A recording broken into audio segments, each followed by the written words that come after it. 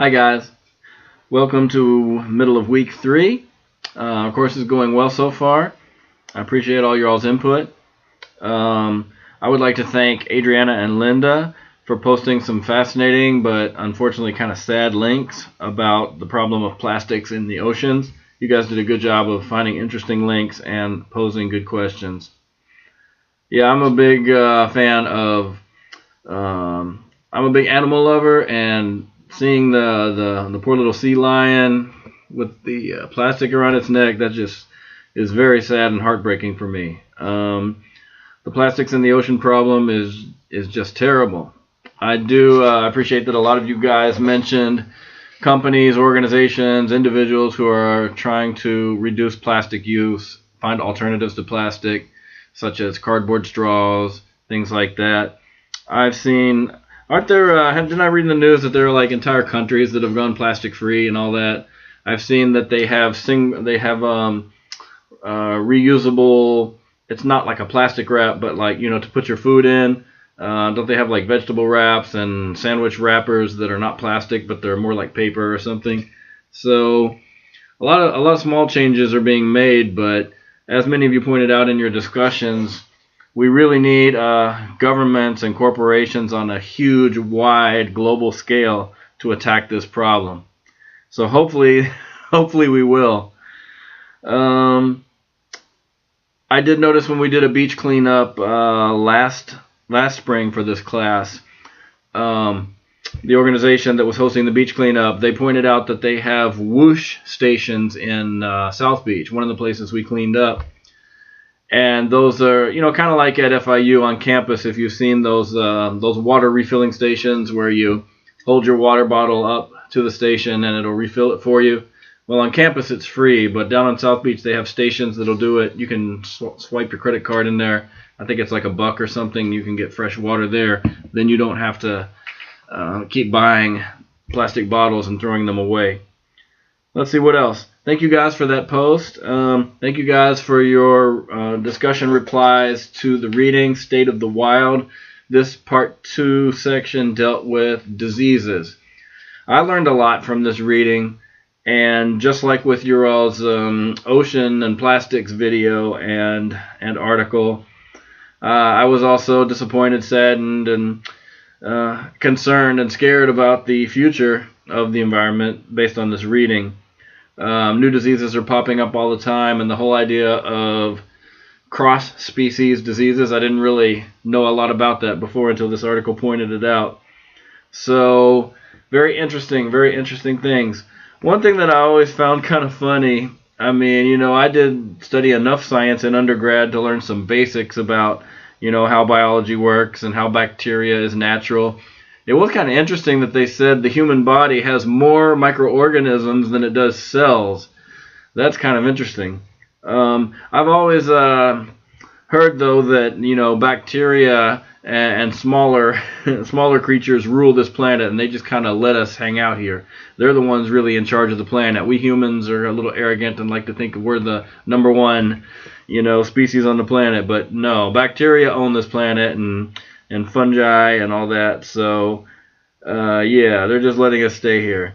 One thing that I always kind of thought was amusing, have you ever seen those commercials on TV where they show the perfect mom with the perfect family, and there's a little spill on their perfect, beautiful countertop in their perfectly brightly lit, crisp and clean, pristine-looking kitchen, and she takes a Lysol wipe or one of these products they're pushing, and it kills 99.9% of bacteria, and she wipes it up vigorously, and all of a sudden the entire room is sparkling and gleaming as if it's clean and bacteria-free.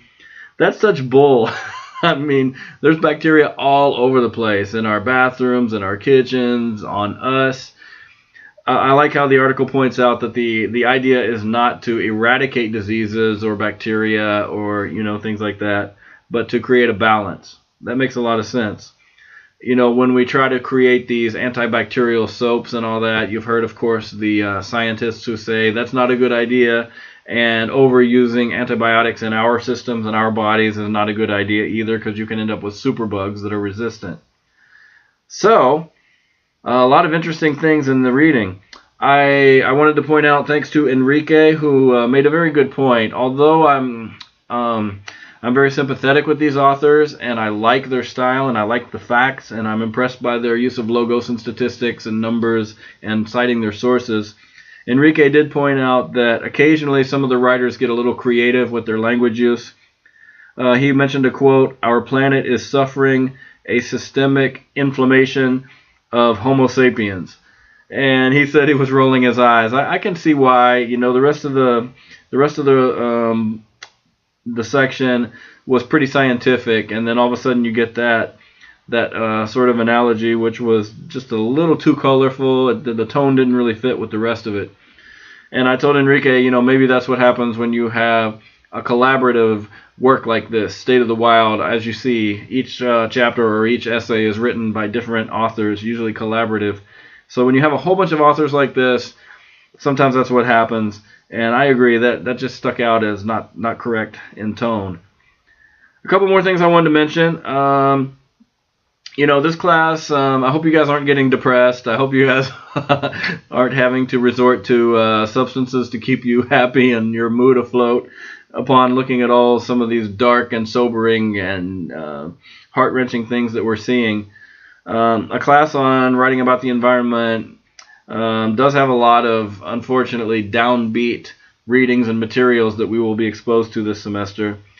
Last spring when I designed this class, we had 3 textbooks like we do now, and I sort of set it up so that it progressed from problems to solutions. So, for example, our first 2 textbooks dealt with extinction of species and that sort of thing, and sea level rise. And the last book was called Drawdown. It's a really good textbook, Drawdown. It's almost an encyclopedic sort of resource on ways that the authors think that are inevitable, that we will overcome these problems, and what the solutions are. And it talks about everything from alternative energies to different farming practices to different treatment of women worldwide. It was really comprehensive. Unfortunately, Drawdown was not a free book, and I tried to use all free books this semester. But we do have many problems, but we also have some solutions. This chapter from the book State of the Wild, it did mention organizations and policies that are trying to make awareness of the environment and the correct handling of livestock and species and habitats and all that a reality. But as you guys say, we need politicians, we need corporations worldwide to jump on board with all these things. So I do hope we as a species in my lifetime and your lifetime start to tackle these problems, because time is running out. If we keep screwing up the planet the way we are now, I mean, that's my point of view, then things look pretty dire. So anyway, I do hope that this semester does end on a positive note. We have lots of problems. We have very sad pictures of polar bears and seals and other creatures and birds with plastic in their stomach and sea turtles. It can be very disheartening. But as many of you said, awareness is key to helping solve some of these problems. One last point. I know this is a very long weekly video. I'm sorry. I usually try to keep them 4 minutes or less. One last point. You can see I'm wearing my Walk for the Animals t-shirt.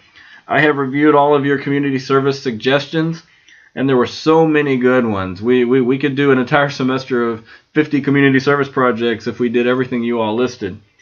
Over the next week or 2, I will sift through those, and I will try to find the ones that many people had in common, some of the organizations that look like they have dates we could work with, etc., etc. One thing I'll mention very quickly, in my professional technical writing class, another student raised something one of you guys raised in here. Even though it doesn't have anything to do specifically with the environment, the government shutdown is affecting a lot of people in South Florida, Coast Guard, as well as TSA agents and others. And Feeding South Florida is doing something to help them. I'm in contact with one student who has been working with them to see if we can contribute as a class. I'll get back to you on that with more info within the next week.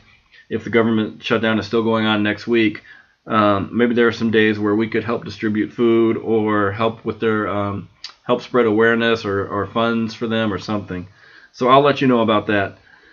Alright guys, thank you. I'm so sorry for the long video. We've just been covering a lot in this class, and you guys are just doing a lot of great thinking and writing and sharing of ideas, and I hope we continue that. Have a good week, everybody.